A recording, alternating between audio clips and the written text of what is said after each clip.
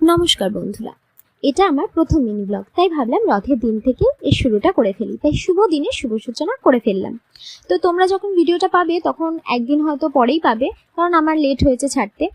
তো দেখতেই পাচ্ছ, ঘড়িতে তখন সন্ধে 7:30 মতো বাজে। আমি গিয়েছিলাম রথ দেখতে, গিয়ে দেখি তো এরকম ভিড়। তো যাই হোক, ভিড়ের মধ্যে ঠেলাগুতো খেয়ে রথটা দেখলাম, রথের টান দেখলাম। কিন্তু অন্যান্য বছর না, এর অনেক আগেই রথ তালডাঙ্গা মোড়ে পৌঁছে যায়, কিন্তু যাই না কেন এবারে হয়তো বৃষ্টির কারণে দেরি হয়েছে। তো তারপরে বাড়ি ফেরার পথে দেখতেই পাচ্ছ রাস্তার দুধারে কত রকমের খাবারের দোকান বসেছে। তো এসব দেখে কি আর লোভ সামলানো যায়?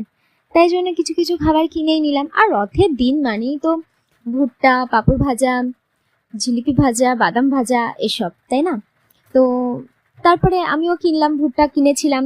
এখানে দেখতে পাচ্ছ পাঁপড় ভাজা হচ্ছে, তো বাড়ির জন্য কয়েকটা পাঁপড় ভাজাও নিয়ে নিয়েছিলাম, যদিও এটা বোনের বায়না ছিল। তো তাই জন্য কি আমি খাইনি, আমিও খেয়েছি। তারপর দেখো, এই যে সুন্দর সুন্দর মাটির পুতুলগুলো কি ভালোই লাগছে, তাই না? এগুলোর সাথে কিন্তু ছোটবেলার অনেক স্মৃতি জড়িত আছে। তারপরে একটা দোকানে দেখলাম গরম গরম বাদাম ভাজা হচ্ছে, কিন্তু আমি আর সেটা কিনিনি, কারণ আমার ভালো লাগে না, জাস্ট ভিডিওটাই করলাম। তারপরে এই যে গরম গরম জিলিপিটা ভাজা হচ্ছে, এই জিলিপিটা ভাজা কিছু কিনেছিলাম।